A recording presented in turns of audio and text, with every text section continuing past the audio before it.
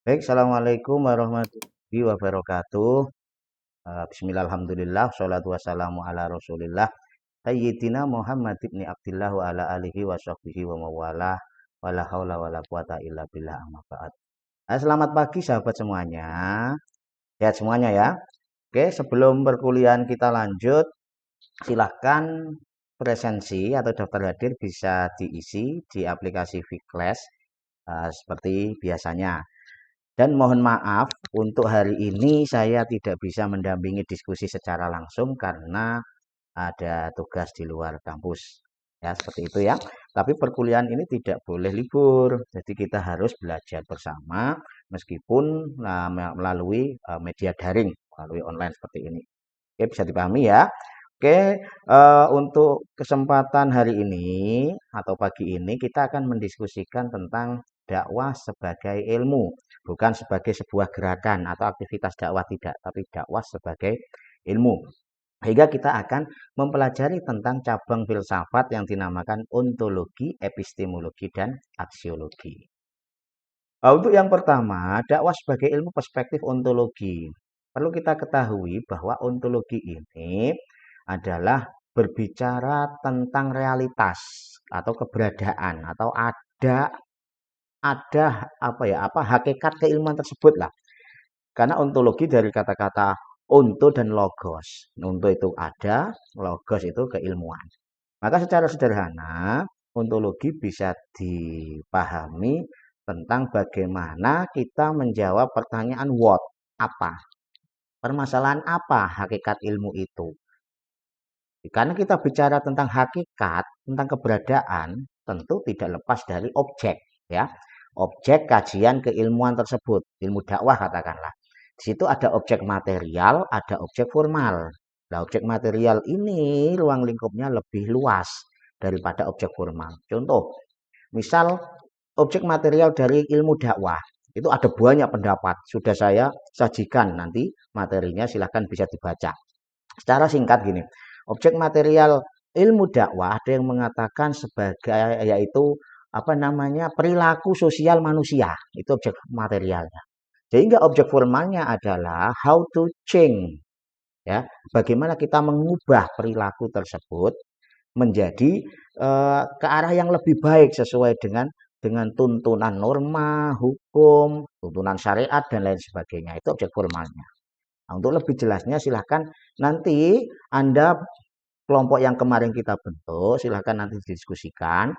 Diskusikan apa materi yang sudah saya persiapkan dalam Google Drive tersebut. Silahkan Anda baca, ya, kemudian Anda diskusikan. Apa itu ontologinya. Kemudian yang kedua yaitu dakwah sebagai ilmu perspektif epistemologi.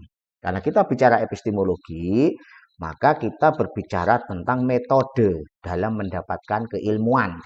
Itulah kenapa secara sederhana terkait dengan epistemologi kita menjawab pertanyaan why dan how.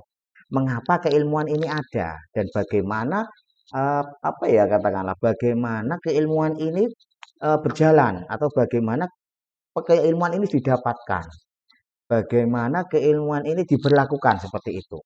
Itulah kenapa kalau kita bicara epistemologi kita tidak bisa lepas dari yang pertama adalah sumber keilmuan tersebut. Sumber keilmuan ilmu dakwah itu dari apa? Nah, itu yang harus kita pahami. Kemudian yang kedua adalah metode.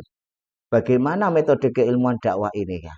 Bagaimana cara mendapatkan keilmuan tersebut, terus bagaimana cara validasinya dan lain sebagainya. Jadi itu metode. Itu sudah saya persiapkan juga dalam materi yang ada dalam Google Drive. Nanti silahkan dibaca. Yang ketiga, karakteristik keilmuan dakwah itu seperti apa? Dan yang keempat, tujuan dari keilmuan dakwah itu seperti apa? Bagaimana? Nah, itu ketika kita bicara epistemologi. Nah, untuk materi bisa dibuka dalam Google Drive tersebut, gambarannya seperti ini. Nah, ada beberapa materi ini. Ada beberapa materi silahkan nanti bisa dibaca tiap kelompok. Nah, yang terakhir adalah dakwah sebagai ilmu perspektif aksiologi. Bicara tentang aksiologi berarti bicara tentang value, nilai, an-natijah. Kenapa? Karena aksio itu bermakna value atau natijah. Sementara logos adalah keilmuan. Itulah kenapa ketika bicara aksiologi kita bicara tentang how. bagaimana keilmuan tersebut berperan, ya, atau kegunaan ilmu tersebut. Karena nilai yang dimaksud di sini adalah suatu yang dimiliki manusia untuk melakukan berbagai pertimbangan tentang apa yang dinilai. Maksudnya gini, anak ada dua kubu dalam memahami nilai. Kubu barat mengatakan keilmuan itu bebas nilai. Sementara kubu timur lebih pada keilmuan itu syarat akan nilai.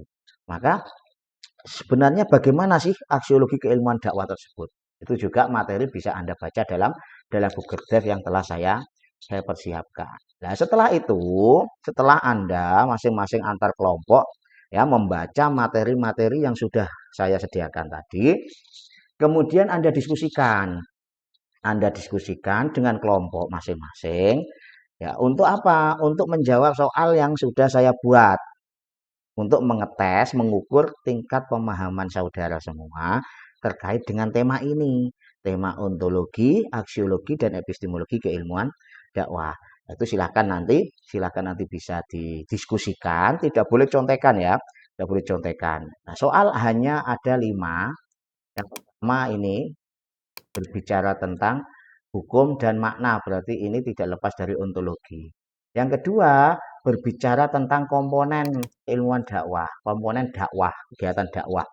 Nah, itu juga kita tidak lepas dari epistemologinya. Terus ini cara berdakwah Rasulullah menurut Al-Qur'an dan hadis seperti apa? Tahapan dakwah dilakukan Kanjeng Nabi dan karakteristik ya dari dakwah moderat. Ini juga membahas tentang epistemologi. Nah, yang kelima, kita tantangan dan problematika dakwah serta ide saudara tentang solusinya seperti apa dalam mengatasi permasalahan tersebut. Ini juga setidaknya mengukur pemahaman saudara terkait dengan epistemologi dan aksiologi keilmuan dakwah. Nah, soal-soal ini silakan nanti dikerjakan tiap kelompok, tulis dalam selembar kertas, terus dikumpulkan batas terakhir jam 4 ya. Dikumpulkan, ditaruh di meja saya, silakan. Taruh di meja saya, dikumpulkan jam 4. Anda boleh membuka buku untuk menjawab pertanyaan-pertanyaan tadi, mendiskusikan dengan kelompok, tapi tidak boleh mencontek kelompok yang lain. Seperti itu ya. Jadi tolong dipahami instruksi ini. Ingat, kejujuran adalah sesuatu yang mahal dalam kelas ini. Ada yang ditanyakan? Nah, nanti silakan pertanyaannya bisa disampaikan ke saya melalui WA Group terkait dengan sesuatu yang kurang jelas dalam materi ini atau dalam tugas ini. Seperti itu ya. Sekali lagi mohon maaf karena belum bisa mendampingi saudara semua, mendampingi diskusi.